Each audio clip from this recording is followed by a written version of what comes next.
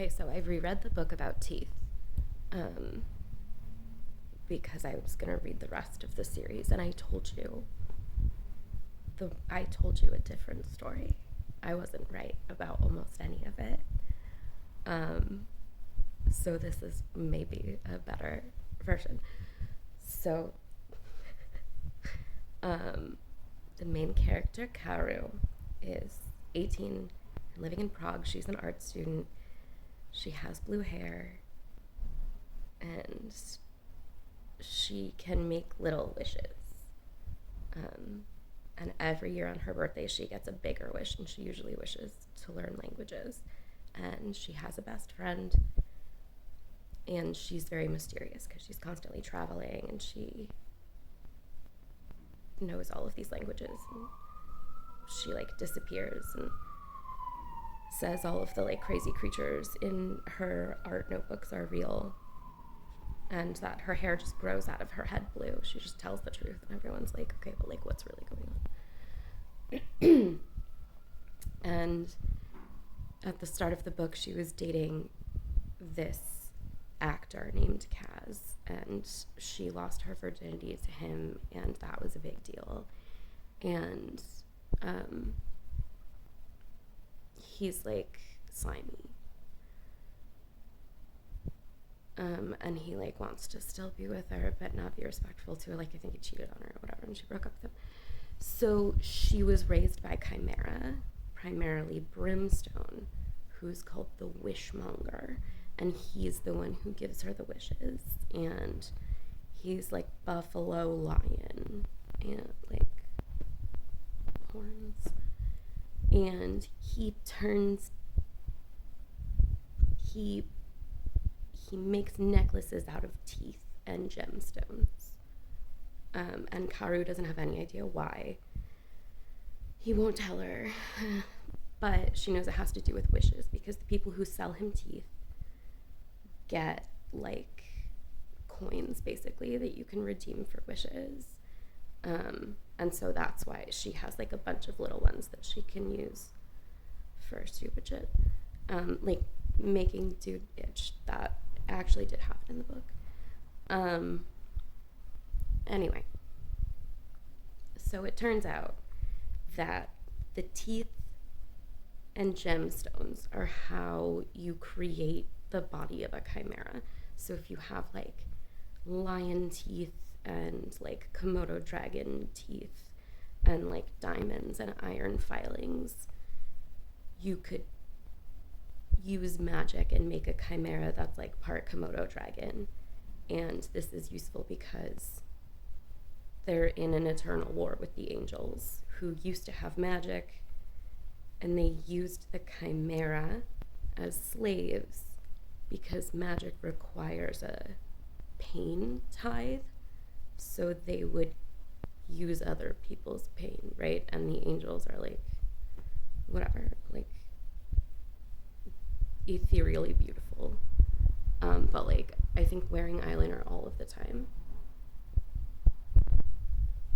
like the main angel, Akiva. I know their names now. That's gonna make this easier for you.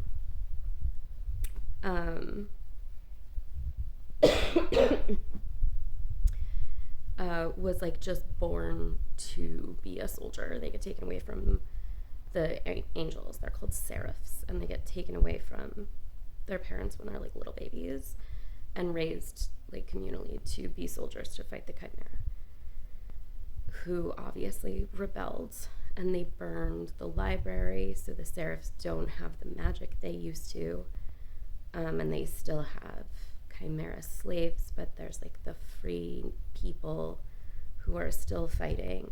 And by people I mean chimera. None of them are people, they're all animal amalgamations.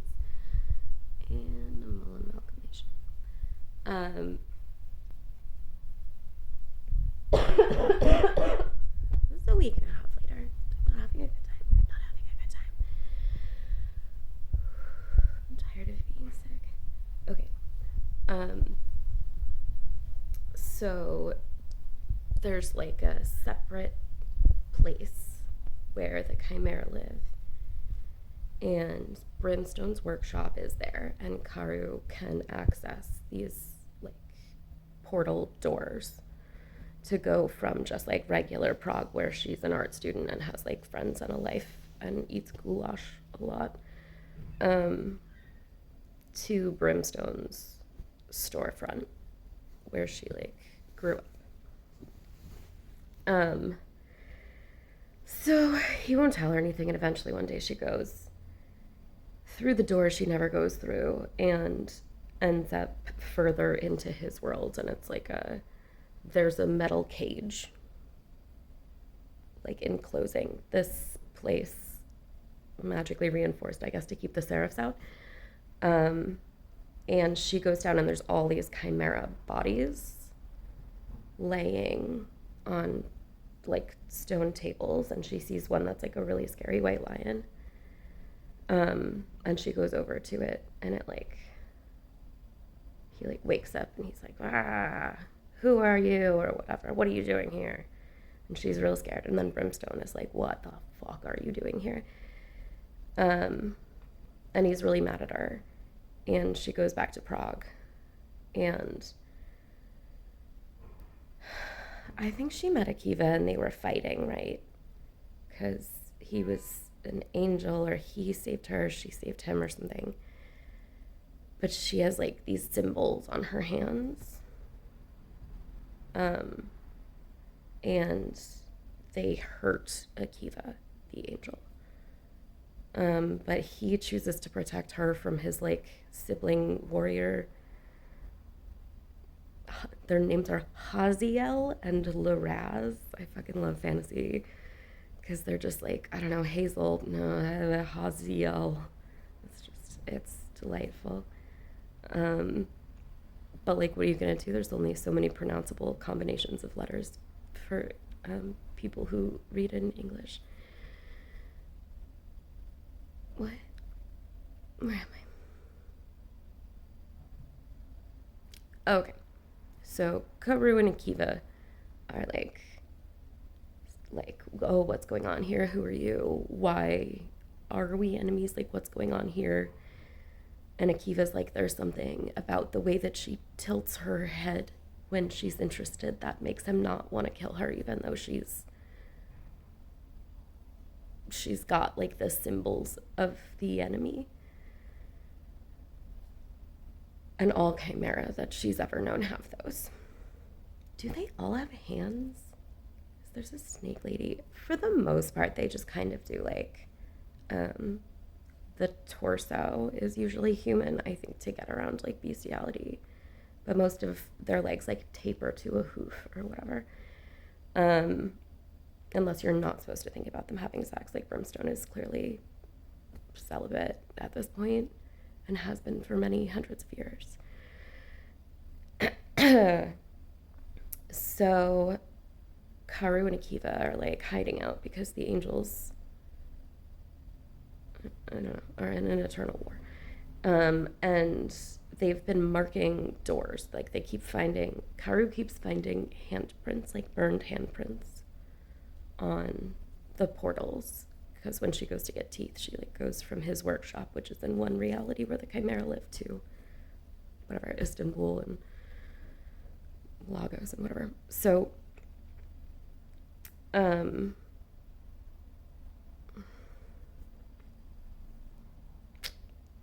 really good at this. So what am I trying to tell you about? My nails are really pretty. Ooh, it's not, it doesn't look as good on camera.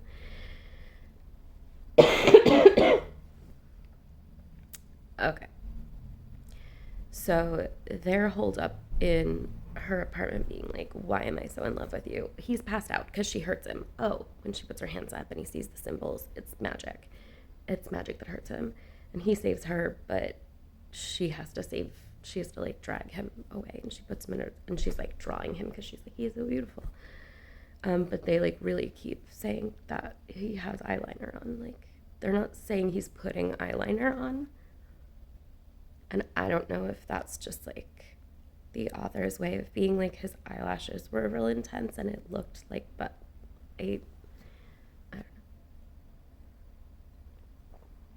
And then he wakes up and they're like trying to figure it out. He doesn't speak Czech.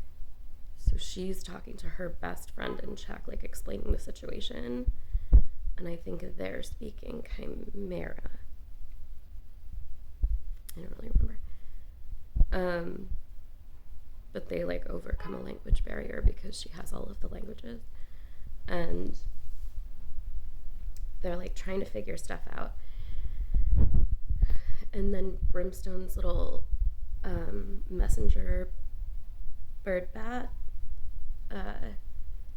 flies into her window, and like she gets the there's like a wishbone necklace.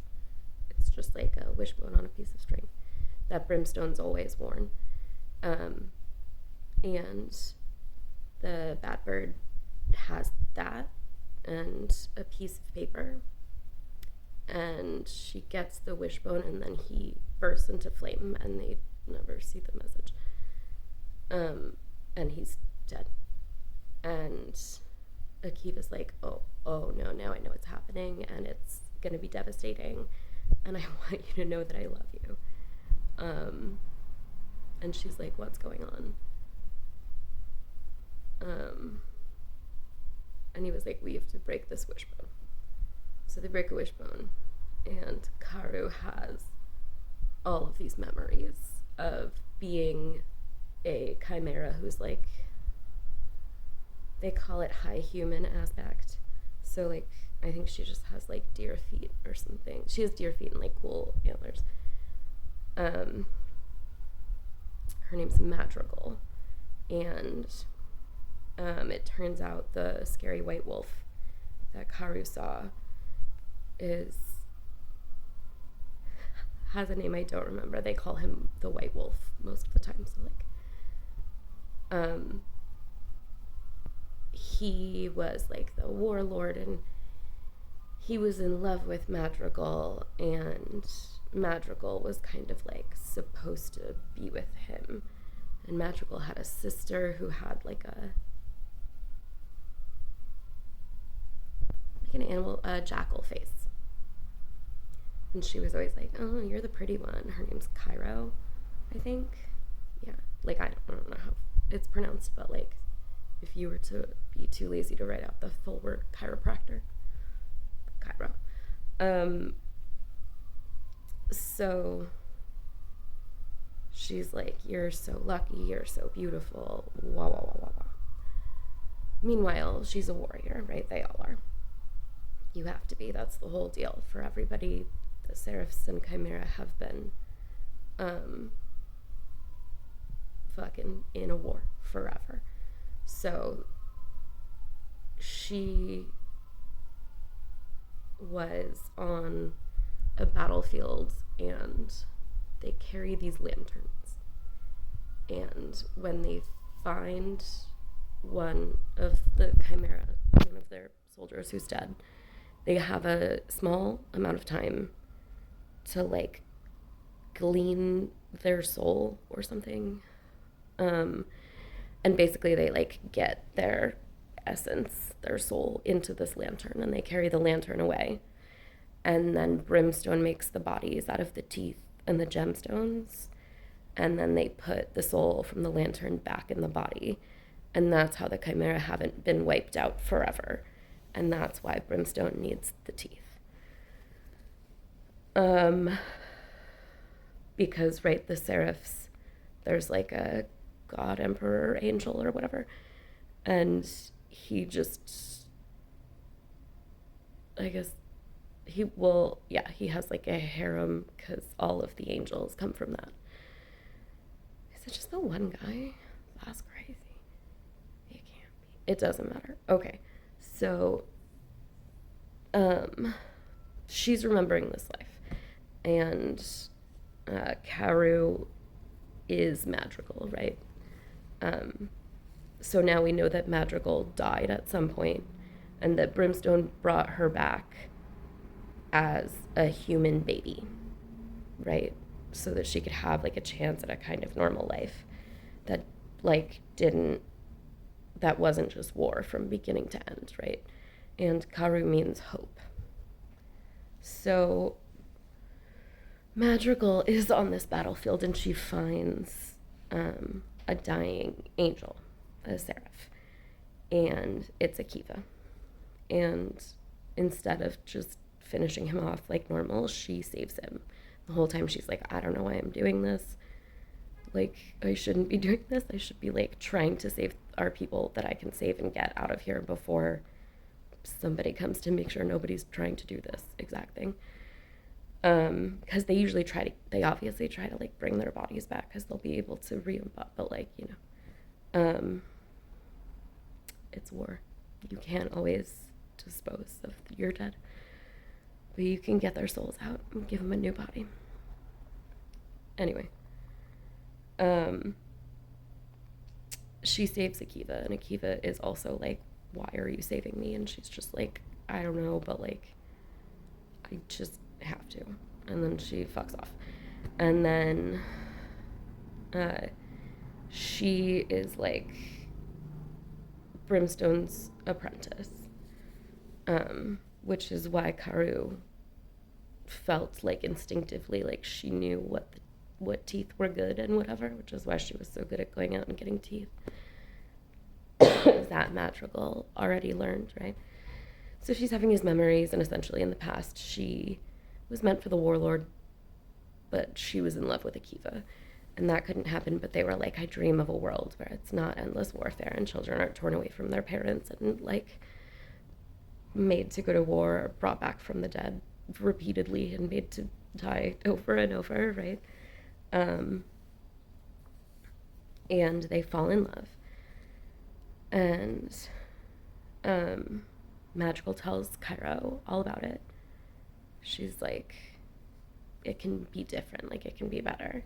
And Cairo at that point had already died, and Madrigal brought her back using diamonds, which like you're not supposed to do, but it's precious. You wouldn't do it all for somebody who wasn't like super important, but Madrigal was like, I used diamonds on you. But she gave her back her original body, and Cairo was like, why wouldn't you make me pretty? Like, hi human, like why wouldn't you give me like a human head? And Madrigal was like, because I missed you, and like you didn't have a human head, you had a jackal head, and I love you and you were perfect. And Kyra was like, you wouldn't get it because you're pretty. She was like all huffy about it and obviously wanted to be with the warlord. So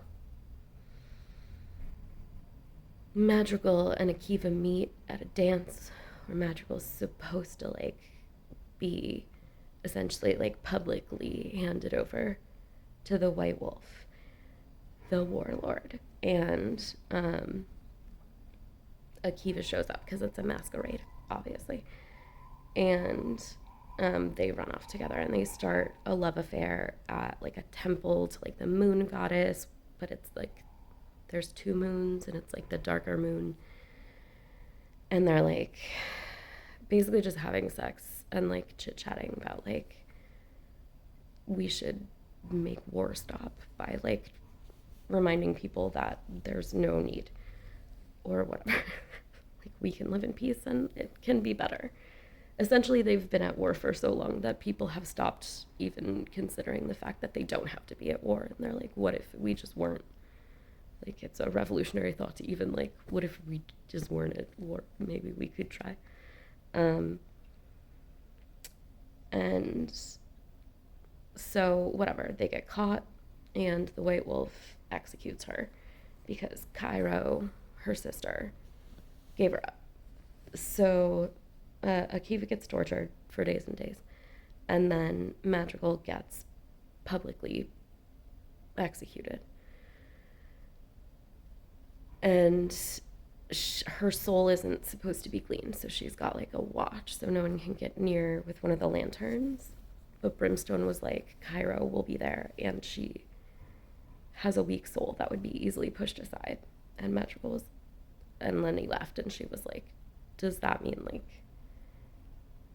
literally? So even though she was supposed to evanesce, where like your soul can't be brought back and put into a new body, she just went into her sister because she was weak and then she got to go to Brimstone, who could then get her out and then use baby teeth, which he doesn't do because you have to get them from a baby. But you can use like skeletal teeth. I think like grave robbing babies is maybe bad, or I don't really remember. I think he's just like not into making little children who have to be soldiers. So like he only did it the once for Karu, so that she could be the hope of a better life where there wasn't war, right? So she got to live. You get it. So she's like having all of these memories, and she's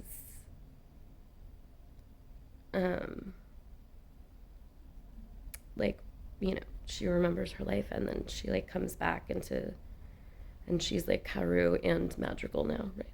Like her consciousnesses are aware of each other, and she has all of the memories of all of it. And she's like, oh my god, Akiva, I'm so happy. It's us, here we are. And he's like, remember how I told you that you were going to have to try to remember that you loved me when you got your memories back? And she was like, yeah. And then she realizes that the handprints were him and the Seraphs closing all the portals so that they could destroy the Chimera at their like caged in safe place all at once, including Brimstone and Issa and all of her friends. So she like a few moments after realizing that she's back with like the love of her lives, she realizes that he's been on a vendetta since her death to destroy all Chimera, because it was the Chimera who killed her for loving him and not the angels in war. And so he has been a linchpin in the ultimately successful like mass murder of the Chimera. And then I think he just fucks off. I think she maybe, I don't know if she tells him to, or if he just like bloop bloop bloop bye. I don't know. I don't remember. Maybe Laraz and Haziel came for him and they were like, oh, finally we found you. Let's kill this 18-year-old. But whatever. And then she realizes that Brimstone's dead and she'll never see him again. And she hunts down this bounty hunter who she knew. And she was like, he was bad or whatever. And she knew he had some of the really big wish tokens. And she wished that she could fly. Which makes sense because Madrigal also had these huge bat wings. So Madrigal could fly. And Karu, her whole life, was like, I just really want to fly. And Brimstone was like, I'm not, no. Like, you're a, no. Go to school. And so she flies in the air to this like tiny slice of the world way high up that's a portal into the world that the Seraphs live in, so that she can like then be in the world of the Seraph and Chimera. And she like goes to the caged city to like see it for herself. And it's all like ash. And I think then the book ends, maybe. It might be like she goes through the thing or whatever. And then I started the second book, which is more of this, I guess. It's like, it's just war. It's you know, it's a lot. Okay, anyway, that's what actually happened in that book. Thanks, love you, bye.